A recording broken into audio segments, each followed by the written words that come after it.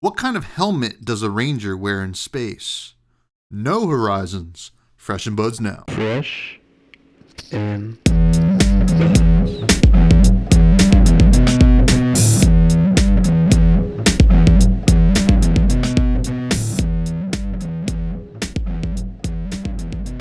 All right, folks, welcome back to yet another episode of Fresh and Buds. I'm your host, Tommy Fresh, and you are all my buds. It is episode 240, and I'm very happy to welcome local legend and friend and bud, Marklin Spencer. Welcome to the show. We got to talk about Boltyn today. How you doing? I'm doing well. It's very, like I said earlier, I did not expect myself to be on this type of podcast. Widely known, very well renowned Tommy over here. So I'm doing great. It was one hell of a weekend and still kind of surreal that it even happened. Well, you know, we're not going to bury the lead, but you did qualify for Vegas on Boltyn. One of the two Boltyns that won over the weekend. And yeah.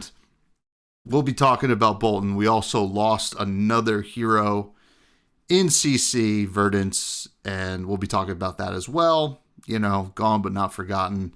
And I do appreciate all those kind words about this renowned type of podcast that you know we keep it pretty serious here. Everybody knows that, and things get there's no funny business or horseplay. So, but. Let's get into the meat and potatoes. We got to get to know you. Whenever we get a new guest on, we got to get to know you. We got to do the fresh phase. We got to figure out your favorite cards. And then we're going to talk about Boltyn, the future of CC. Now that Verdance is gone, you know, the somewhat premier wizard. Again, another wizard gone in, golly, 3 months. Less than, a couple months. Yeah. So it should be interesting. Obviously, we still have Vasilio floating around, but you know, that's a different kind of beast. But let's start with you. Where does your story begin with card games? How did you get into them? You know, we met on Among Us during COVID before I even played Flesh and Blood. So you know, where's your story begin? Oh man, my story begins as a little kid. I collected Pokemon a lot. So that was my first introduction to card games was Pokemon. I never competitively played Pokemon. I just collected. And then my mom threw away my binder years later and, you know, lost all that money. So there goes that. But I got really into Yu-Gi-Oh! And then I started playing Yu-Gi-Oh! Like semi-competitively as a kid. But that kind of lost its luster. I still follow Yu-Gi-Oh! To this day, but I don't play or anything.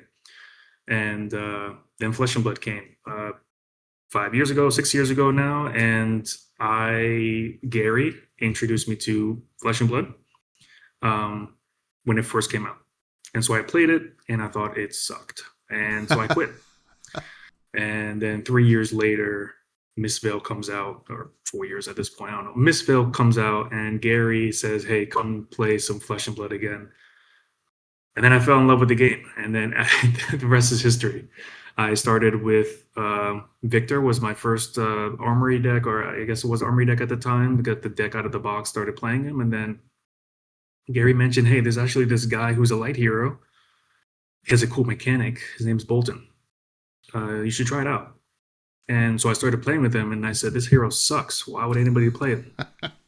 And he said, look, nobody really plays him. He's really underrated. Like, he doesn't have much going for him. And then I started playing him a bit more, and I just fell in love with him. The mechanic is insanely fun to play with. He's a hero that starts with, he's a 3 intellect hero. And so it's kind of grinding your way out of nothing because you start pretty poorly and then grinding your way little by little, getting value over time. And it's just fun to swing a lightsaber. Yeah. And then I played 1,000 games plus thousands of games of Boltyn, and here I am as a Boltyn specialist, as the local people tell me and online. So that's the story.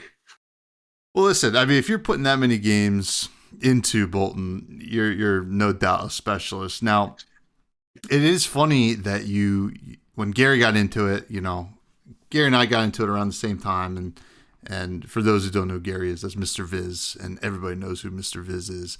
And Gary has an affinity for the unsung heroes in the game at the time. Really got into Viscerai, and obviously was not an unsung hero for a very long time. But funny enough, if you had stuck with the game the first time around, Boltyn, Boltyn started winning some tournaments. That was when the first combo Boltyn really kind of popped off during the times of Chain. But I'm sure you found him in a much better time. Now, what was it about the game the first run around that you were like, I don't like this game?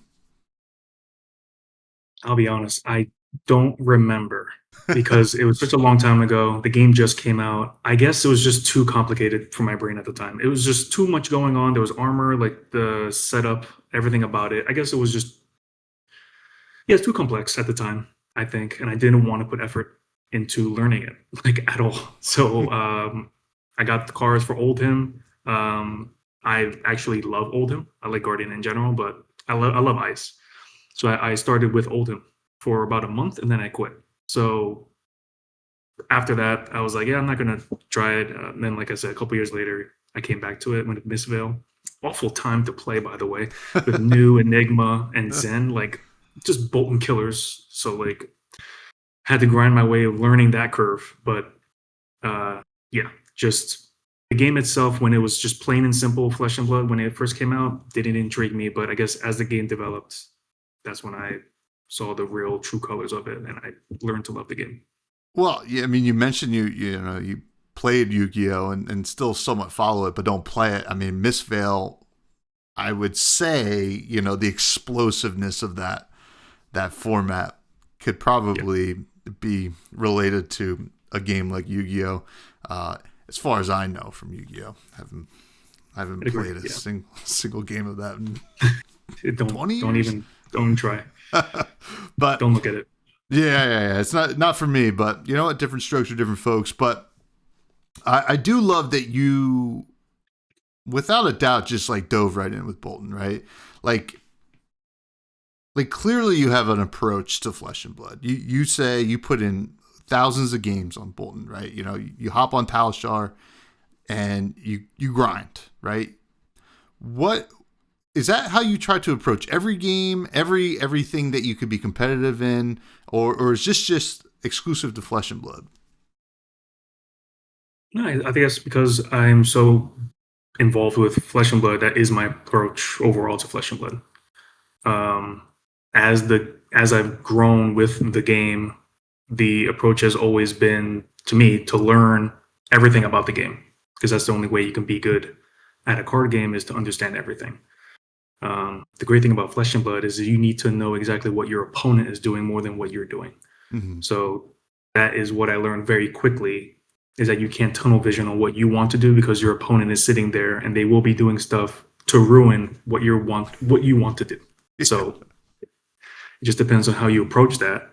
What is my opponent going to do? What do I do in response? And that's why it's so involved, and that's why every turn is so incredibly important, and it's why the game is so good, because every micro decision is very important. Now, when you're diving into all these different kinds of matchups, right? Like you're practicing, as like a specialist, you kind of have to figure out what your good matchups are and what your bad ones are.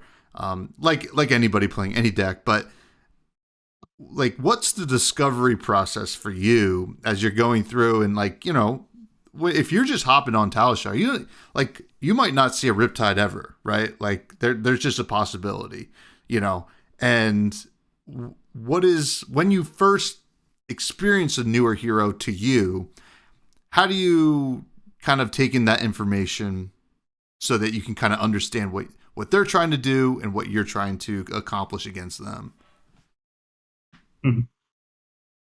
I think when you see a new hero, I think it always goes by class. Mm-hmm. So what class is that hero involved with? If a Guardian comes out, there's typically a game plan that goes into a Guardian matchup. Assassin comes out, there's typically... So I think it's all... The beginning is class-based, and then you go into the hero itself and learning its abilities, play lines, etc. But bare bones is going to be the class. So if I'm on Talishar, I am going to get a variety of heroes. And if Vincent pops up, there will be a Rune Blade. I mean, I got to bring no Rune. I got to bring D-Reacts, stuff like that. So there's always a general game plan. Once you get enough reps, there's a general game plan that goes into just the class itself, and then a bit deeper when you go into the hero specifics. Interesting. Now, since you are a specialist, right? You know, there are certain metas where it will feel better, right? No doubt. And then there will be ones where it just lines up, that it's just like, it's just a good meta for whatever hero you're a specialist in. To you, when has it felt best to be a specialist in this game? Open. An open meta is Boltyn's favorite thing to hear. When nobody really knows who is going to shine, nobody knows what the meta is going to look like. So that is when Boltyn can really shine, and people will then have to read the cards. Otherwise, he's just pretty much nothing that anybody has to worry about. So that's by far the best meta possible for Boltyn specifically. So you're lucky that this meta has been pretty open, and it paid some dividends. You won at the Philly Game Store over the weekend at the PQ. You're qualified for Vegas. Can you tell us about your win? Tell us about that tournament a little bit. Oh yeah, it was a crazy roller coaster. I knew something was up when I won round 2 specifically. I was 2-0. I won the first game against a Marklin. Next game was against a Tough Nut. Very aggressive Tough Nut. And the life totals was he had 3, I had 2.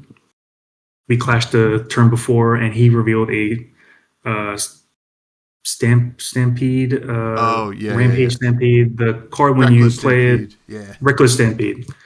Every time you block with a card, you have to clash, and whoever loses gets pinged to life. Obviously, he has a lot of 6s and 7s, 8s even, and my deck is just Bolting Blade, which is a 7, and a Celestial Cataclysm, which is a 7. I used one already. The one's in the grave. The other one I put into Soul, so that was banished a while ago. So I only have 4 outs in the deck, and there's probably 35 plus cards because it was a race. It was actually a crazy aggro matchup. We clash. He sends it. I have to block with 3 cards, which means I die if I lose. I knew it was going to happen. Nothing I can do about it. I can't play around it. I have no armor. Nothing. I reveal a Celestial Cataclysm. There's only 4 outs in the deck. So he lost. He lost all 3 clashes because I blocked with 3 cards. He took 3 damage. I win the game just because I somehow won the clash. So I knew going forward from there was something deeper was going on when I won that clash. And lo and behold, the tournament went as smooth as I could have ever asked. After that, I played Cody Williams on Ira. Great match. I lost that one. And the next round 4, I played against Fang, which was a warrior matchup. I mean, whoever Kabuto's gets a good Kabuto is really boring, but I got there. Mm-hmm. And then 5th round, the Verdance just started popping up. So I faced the Verdance. Things just went my way. I don't know. It was just the cards were just humming. The deck was just humming. I won, and I was like, okay, first Verdance comes up. I'm 4-1. I'm in top 8. It's a fluke. I wasn't expecting it. I was really going to just be like, oh, I'm going to get 8th, 9th, to bubble out. 9th or 10th, bubble out. That's what usually happens. So top 8, I get paired into a Dio. We win. I'm like, oh, okay, this is actually real. I see next to me, first and second seed is Verdance's. So I'm 4th seed. I won against the 5th seed. I will play against one of the Verdances. So I'm like, okay. First one was a fluke, round 5. Now it's top 4, another Verdance. I had the most insane high roll I've ever seen in my life. And there were witnesses to what happened. I just got Irina out, turn 1. It was right in my hand immediately. They chose to go first, obviously. So I just drew into Irina. And from then on, I just proceeded to just have absolutely insane turns. I ended the game with 25 life. Oh my Not god. normal whatsoever. It was just an insane high roll. And so we're in finals. And right next to me is Cody Williams on Ira and Angus on Verdance, the other Verdance. He was number 2 seed.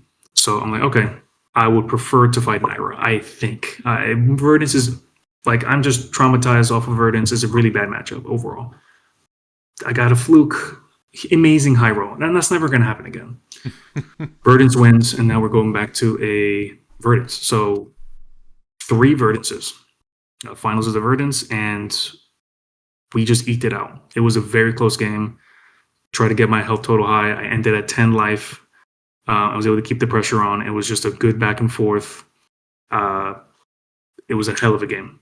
And I could not believe that I won a PQ with Boltyn at the end of that. And so it was insane. Still can't believe that it happened. And beating 3 Verdances is pretty incredible. And the last time you'll have to beat 3 Verdances, as we'll talk about. That's pretty incredible. And you also, golly, you beat a tough nut? Are you kidding me? That's the real winner. It was the toughest tough nut I've ever faced. That was insane. Yeah, it's I think the new boosting Spendog tough nut build is out there wreaking havoc, and it's just aggressive. Mm-hmm. It's like scary. So very aggressive. Yep.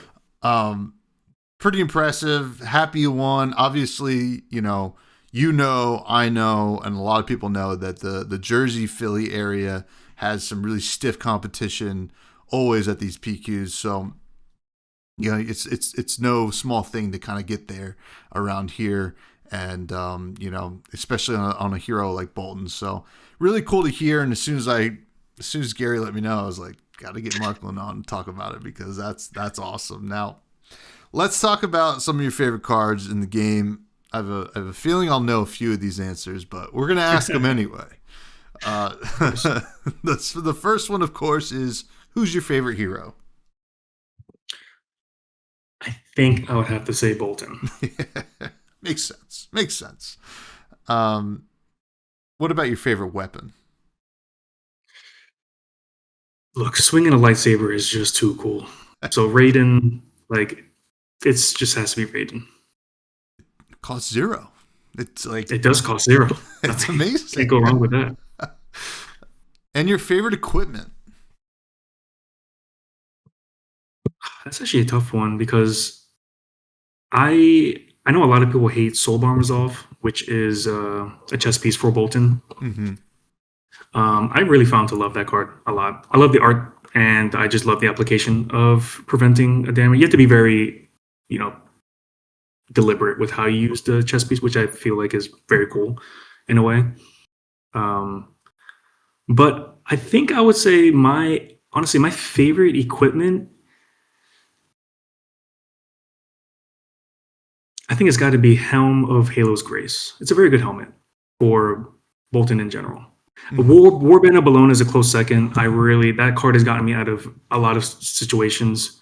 But Helm, just with the draw, it's between Helm and Warband of Bologna. It's very good. Good answers. The I will say the Soulbound Resolve, is that what the chess piece Soulbound is called? Resolve, yeah. As a Riptide player, that one is so frustrating, because I'm like, oh man, my first trap is going to be, bluffed. I mean, like, not the effect, but the ping. But yeah, if it wasn't for that chess piece, a lot of matchups would not be the way it is. Especially Assassins, they would be able to just wreak havoc, and Boltyn can't do anything without preventing something. So, and Riptide can just run over Boltyn for sure. Yeah. Now, what's your favorite class and or talent card? Class and or talent card. I'm a Warrior stan. Yeah. So I guess light in general. I mean, not many light heroes. Just Prism, Boltyn. So hopefully we get some new ones. But talent card on top of that too. It doesn't have to be, but mm-hmm.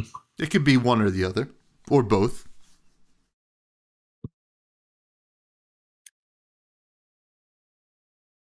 Man, that is actually hard to think about. I'm just thinking about Guardian and Warriors. That's my only heroes that I really play. Like, I really did like Unsheathed, like a good warrior staple for all warriors, except Boltyn. But I really liked that card when it came out. It was really, really nice to see.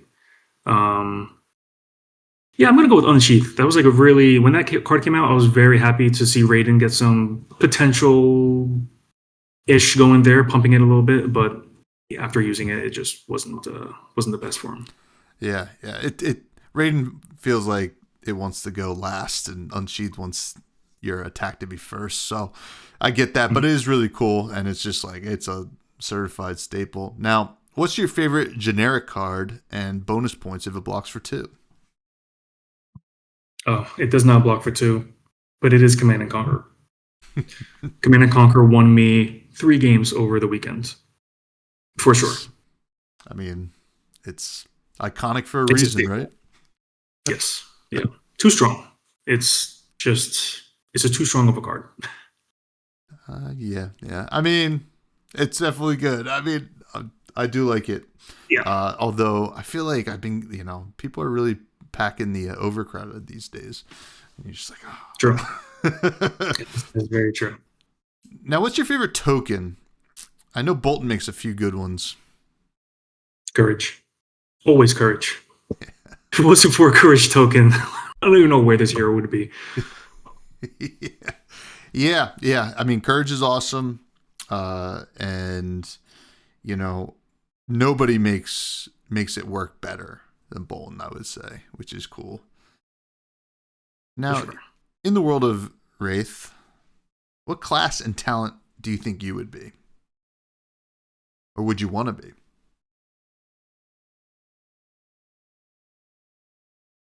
I would honestly be an Ice Warrior. We got to think about like some kind of Wrath of the Lich King type of thing where he's just a badass light Ice Warrior. That would be really cool in my opinion. Ice is really cool. It just it sucks that like it can be so powerful. They have to be so careful about it. But Ice Warrior would be pretty dope. Now, one last question before we get to our main topic. In your estimation, by whichever metric you want to choose, whether it be limited, constructed, vibes, whatever, what is the greatest Flesh and Blood set of all time? I'm even the best person to ask that because I started in Misveil, and the power level was so insane that I don't know if I would rank it the best set, but it really did launch itself into the stratosphere in terms of power level for the game. And then since there, Rosetta, Hunted. I really do like Compendium, just because Boltyn got support. But it's not a GOAT set. That's the issue. LSS seems to think it's a GOAT set. Yeah. By the numbers, for sure. Yeah. But in terms of the GOAT set, I mean, Boltyn just hasn't gotten support. I'm just trying to think Boltyn, and it's just not working well for him in terms of what he got. So I would say Hunted, though. I really did enjoy Hunted Limited. Hunted was a very fun set. Boltyn got some toys to play with. I think Warcry of Bologna came out then. I forget exactly, but it was very fun to play Fang and Syndra and Arachne in Limited there. Yeah, it was fun. That was fun. I don't know what... I mean, Boltyn's like Riptide, right? Like gets kind of something in every expansion slot. So yeah. It's just like spin the wheel. Little trickle of something just to keep people's hopes up. And that's it. Yeah, he got something. Now, let's talk about CC. We are saying goodbye. Last week we said goodbye to KO, and this week we say goodbye to Verdance. That's right, folks. Verdance is gone. Got quite a few points over the weekend, winning 18 ProQuests, which is pretty incredible. And now we're looking at we could potentially see 3 weeks, 3 heroes go in this format. So we saw KO go, then we see Verdance, and now Prism is sitting at 937 points. which would be historic for a few reasons, right? So first, it would be 3 heroes in a row in 3 weeks. Second, it'd be, unless I'm forgetting somebody, the first time a second version of an already LL'd hero goes. Yeah. Because first was Bravo accurate, didn't go. Yeah. Starvo did. I don't think he's going. He's never going. He's not going to be going for a while. So looking at the list right now, as a Boltyn player and an overall enjoyer of Flesh and Blood, how are you feeling about the Living Legend like ranking right now? I'm feeling very good about it. It's a healthy split for the most part. Dash got a ton of points this season. So 2 callings, yeah. Yeah, I mean, other than that, I think the representation is pretty healthy. I think the game is in a healthy spot with this many heroes. I think a lot of people do want Prism to go. Mm-hmm. The player base is 50-50 on that, basically. But after that, it doesn't seem like there's any big headaches to be worried about, besides Huntsman. This meta with Huntsman has been very interesting, and people have polar opposites opinions on it. So I tell you what, as a Riptide player, I love that matchup, but I can see why people don't. But you know what? Listen, Huntsman, folks, has been bad for a very long time. I didn't, in our show notes here, I cut off the Living Legends leaderboard at Boltyn, who was at 11th, by the way, with 417 points. So not quite close, but, he creeps up there. It will be probably another 2 years, but, we'll see. What do you think? Do you think we'll see? Because Monarch 3 is probably coming out this year in the fall. So whether that means new Boltyn or new Boltyn cards, we know at least there will be new light cards. Do you think they're just going to say, hey, listen, now it's Boltyn and Levia's time. We got to get them out of here, right? Because they've been around. They've been teetering. We had to get rid of Art of War for Levia, and Boltyn we give, this, that, and the other thing, and he's just creeping up there. Do you think we get supercharged Boltyn? I hope so. Yeah. I think they really need to let this hero go and then just worry about the next design, because they are very afraid of Lumina Ascension. Yeah. It's just, they don't want it to be broken. Sabers was very annoying.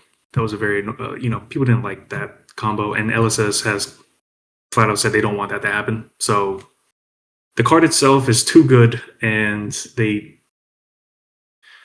it's interesting how they teeter around how to make Boltyn function and not have Lumina Ascension be as crazy as it is.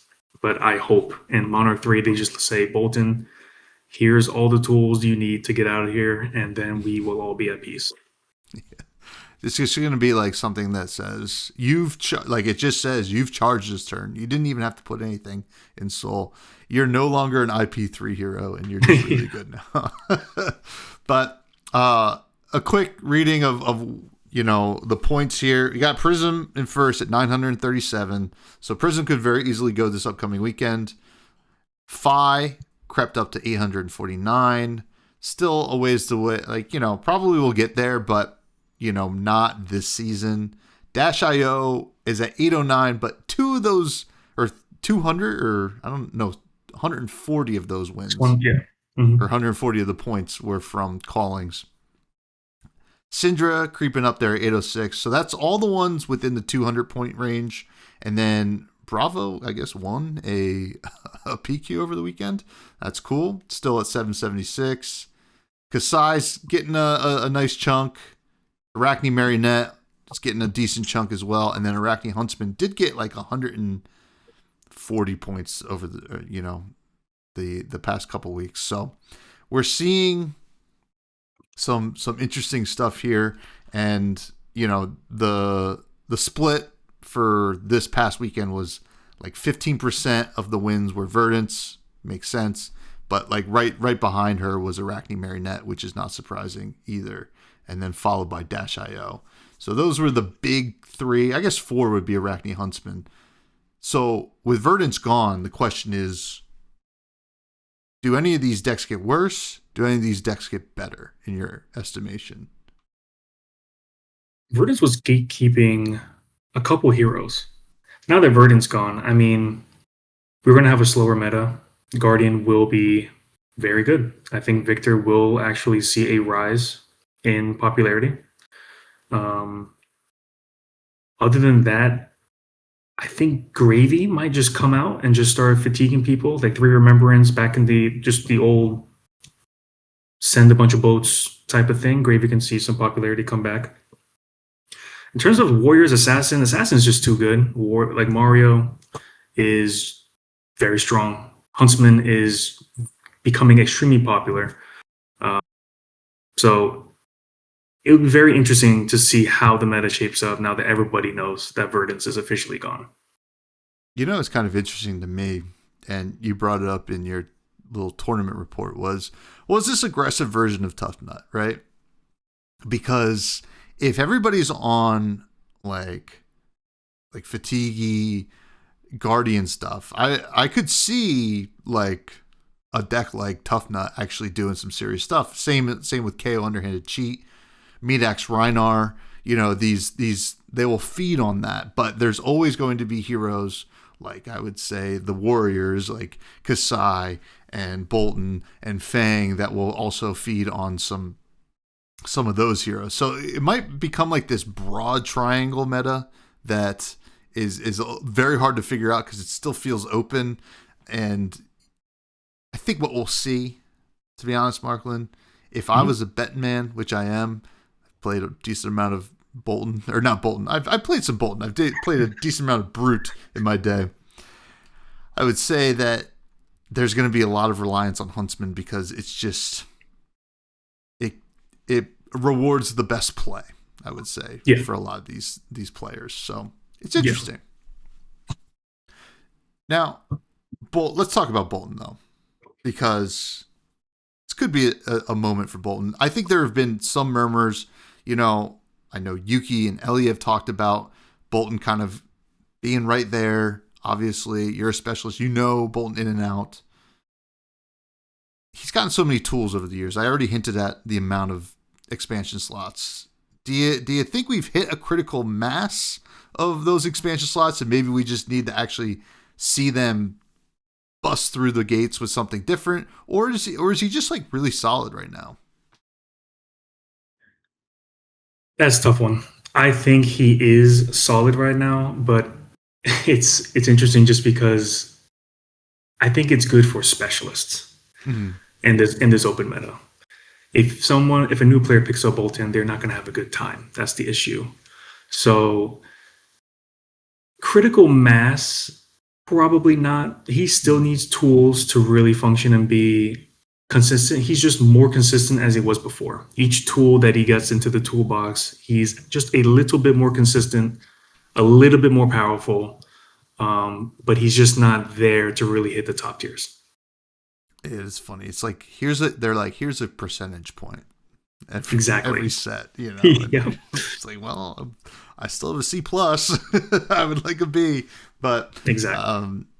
Yeah, no, I understand. Yeah, I definitely get that. Like, it's a deck that needs a lot of practice. This is expert level kind of deck, right? You know, this is not your red deck wins that you kind of like, you play like a ninja and you just go chain link, you know, here's a lava burst. Not to dump on Fi and Syndra, but like this is just a different beast. Now, how do you feel about Boltyn into the current monsters of this meta? Which, you know, I would say now that Verdance is gone, it's going to be Dash, it's going to be Marionette and Huntsman, it's going to be Victor.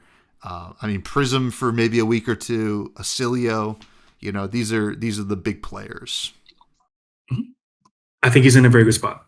Overall, the only main threats that I would say is Huntsman. Fatigue is very hard for Boltyn because he self-fatigues. He's a naturally fatiguing hero who has to charge in order to do stuff. So fatigue is an issue. Fatigue Pallades, and Huntsman in particular. and anybody else who wants to fatigue. Victor is going to see a rise, I think. So he, in particular, can just block out Boltyn for the most part. Can play very defensively. His blocking is annoying. Test of Iron Grip is extremely broken.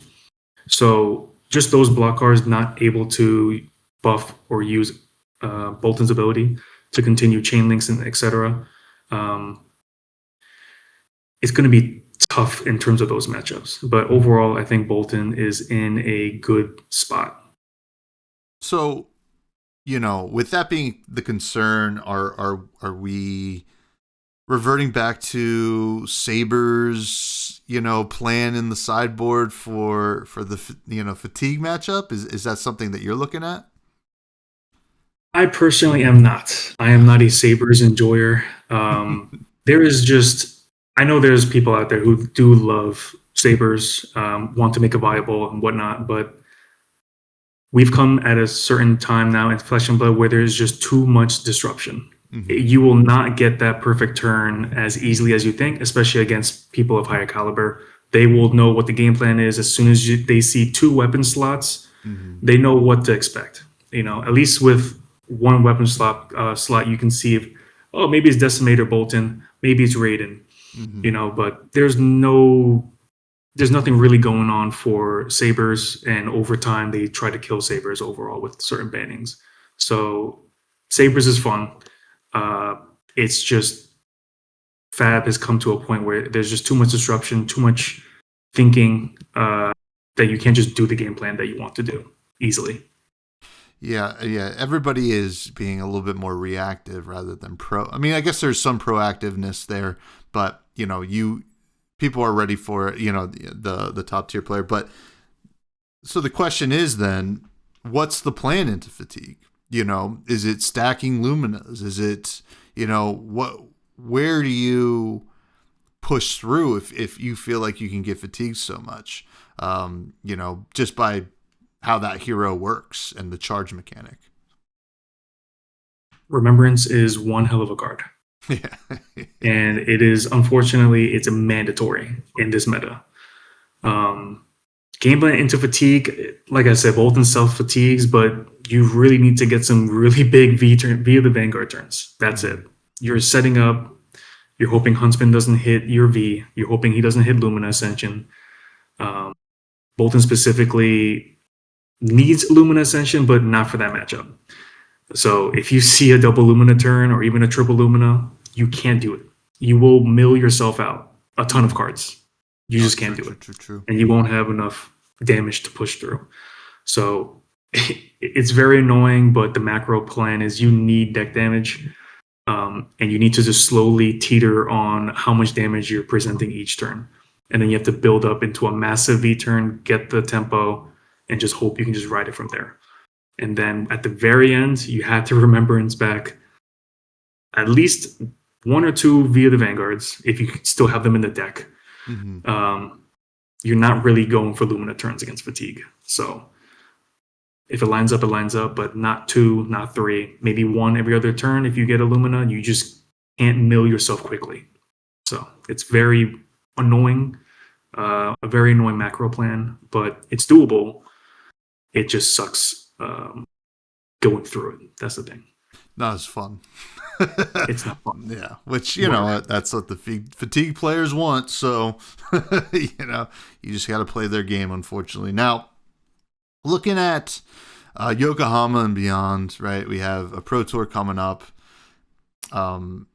Clearly, there's going to be some shifts. We've already talked about it in terms of, probably Guardian just being a little bit better. Victor already seems pretty poised to be pretty good. That rule change definitely helped the Gravy Bones matchup. Gravy's kind of like could be there, could come back. We'll see. Are we going to see Boltons make a splash at Yokohama, you think? Not at all. No. Okay. Look, you might see 1 or 2 more pop up, but I cannot see people bring Boltyn Yokohama. I will obviously be doing that, but other than that, I cannot see a rise in Boltyn or like a big spike. I don't see a big spike, but I do think the Boltyn enjoyers, because everybody's a Boltyn enjoyer, they might dabble with him, but when it comes to a calling, when it comes to actual like actual big tournament events, I don't think Boltyn will be represented too highly. Interesting. Well, I mean, it is probably going to be tough to swing it now, especially with so many changes in the meta with all these heroes leaving. I'm sure the pro players are probably not willing to take that risk, but it would be kind of cool. Now, looking even further ahead to Vegas, which you are now qualified for, is there even a possibility, a remote possibility, we see you pilot something else at Vegas that is not Boltyn? It will be a 0.1% chance that I bring Jarl. That is it. I play Boltyn on every tournament that I can, mainly to get the practice in at this point, just to see how well I do. But I do love Jarl. And my good buddy Parth, as you know, is a big Jarl stan. I love ice. I just love the thematic of ice, and I do like slowing my opponent down, making sure they can't play the game. I do enjoy that aspect, which I know is the opposite of Boltyn, because there's no ice. He sometimes just doesn't do anything himself. He just ices himself on some turns just because he feels like it, So 0.1% Jarl. Yeah. Well, we know Parth will be playing Jarl no matter what, but that would be cool. I do actually have one more question for you before we get to some listener questions, because I just came up with it. We're going to get another Boltyn at some point, right? I don't know when. Could be Monarch 3. It could be never again. No, it could be a few years from now. What would you want the new Boltyn hero ability to be?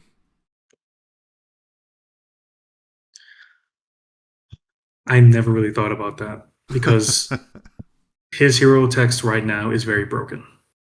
It's just as the game grew, non-attack actions, they just printed a lot of non-attack actions. So his ability just became less and less relevant. But as a base, it's a very strong hero ability. A new one, though, they would try to balance it in some way, shape, or form that probably would just be broken anyway. It's just very hard if they stick to the same theme to keep it balanced.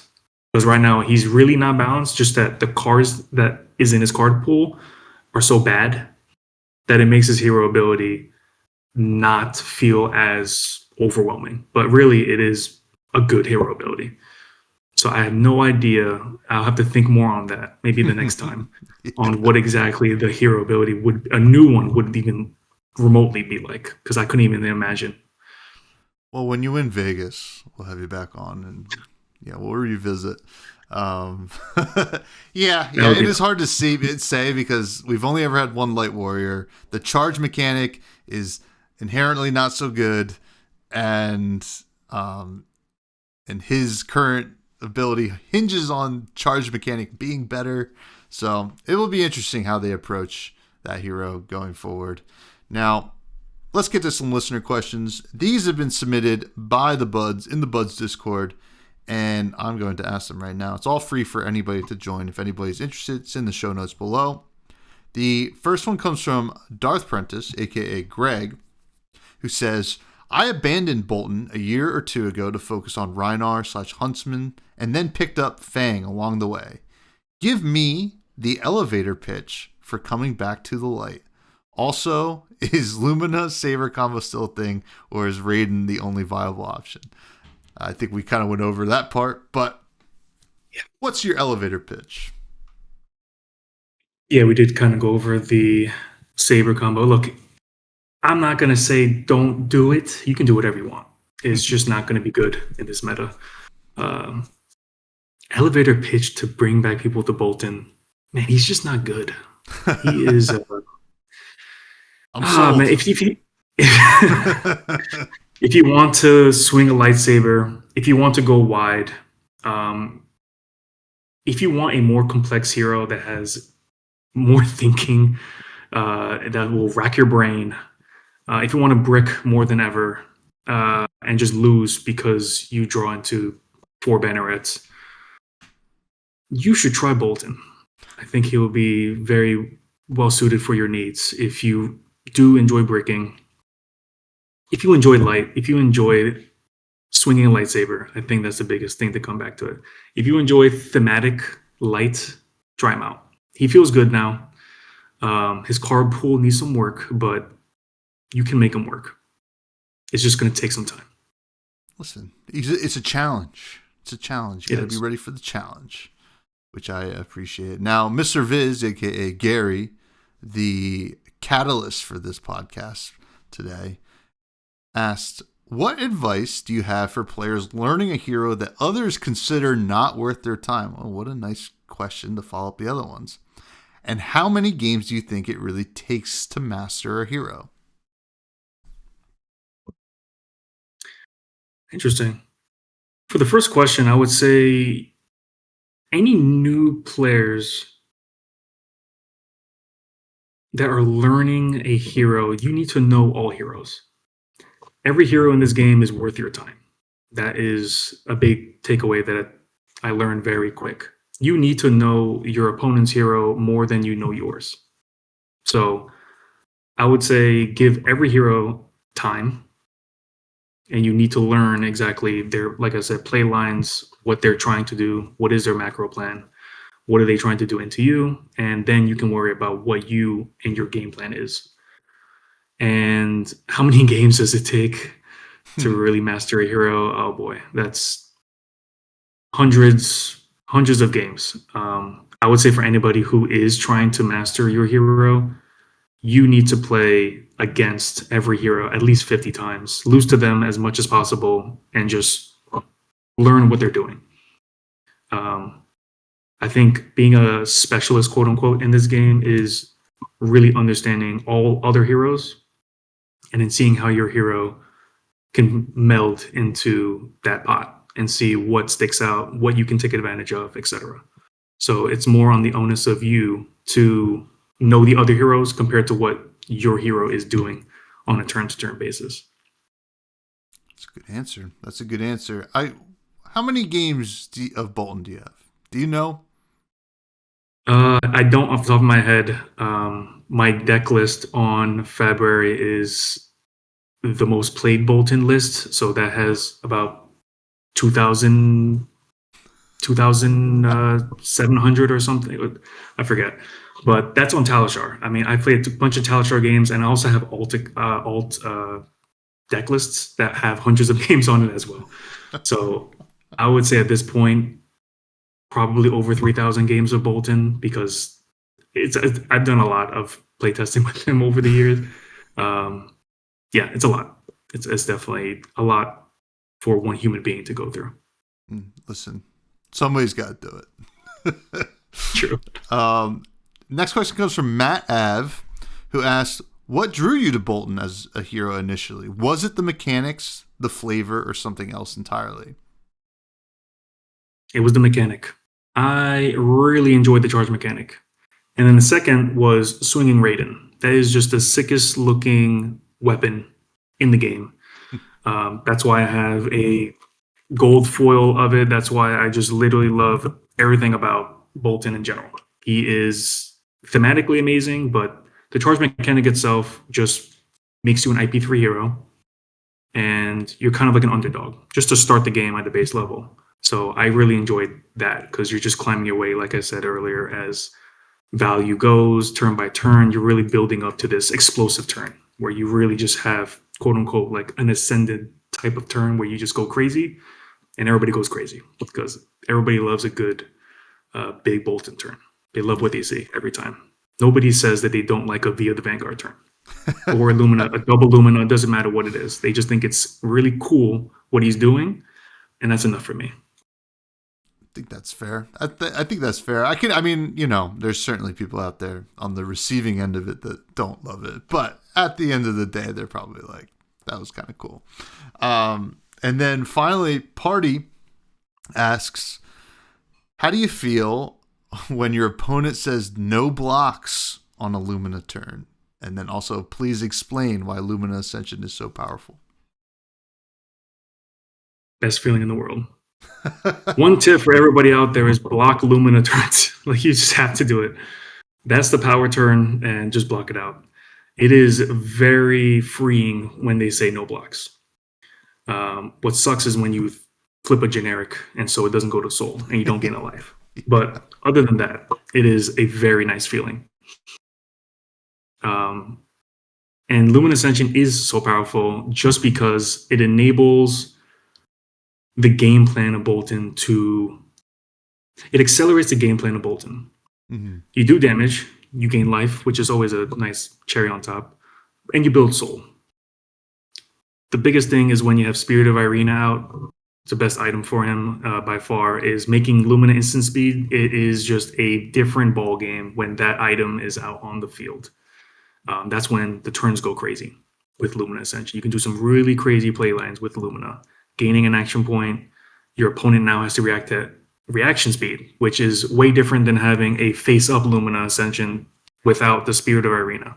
So the fact that you can play at instant speed, keep your opponent on their toes, and gain life, build soul very easily with multiple Luminas, it accelerates the game plan a lot and allows you to have your big turn earlier as well. So it's a 1-card 10. It is probably the second or third most value card in the game, like in terms of value, raw value, like it's up there. It's extremely powerful. And it's one of the nicest looking EAs in the game. Yeah. It's awesome. I mean, when I first picked up Boltyn, like Raiden wasn't even being played, which is crazy. Like maybe in sideboards here and there, it was like the kind of hybrid. It was always a Centauri Saber combo, and I love that Raiden is being played, and like that Lumina is just like, hey, we're gonna make a single Raiden turn look awesome, and that's so cool. So, thank you for the questions, everybody. Appreciate you, and thank you, Marklin, for giving us your time talking about Boltyn. It's a hero that I feel like I don't talk about on the podcast enough, and I'm glad that you're here to talk about it. And I'm happy about your success over the weekend. I know you work hard, obviously. 2,000, maybe 3,000 games on this hero. Is there anything you'd like to plug? Are you big on social media? If you are, please plug. If not, thank you for giving us your time. I am not really on social media much. I check Purple from time to time. But if anybody is interested, I do have a Patreon. You can join for free. It's just my thoughts, my thought processes, armories, tournaments I've been to. I do like a report. So you can join for free if you ever want to join. It's just Marklin. It's just my name. It's Marklin. If you see Marklin in purple, that's me. I just put my name everywhere, and that's just my username. So join on Patreon if you want some Boltyn content.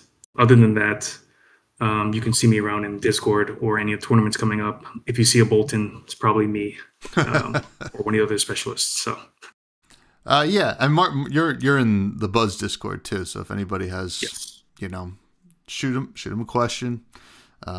He's well equipped to answer it. Now, everybody can continue to find me on Blue Sky, mostly at freshbudspod. I have another podcast called Fresh Juice. I do it with my cousin every week. And what else? Patreon as well. Check that out. It's all in the show notes below. Like, comment, subscribe, all that fun stuff.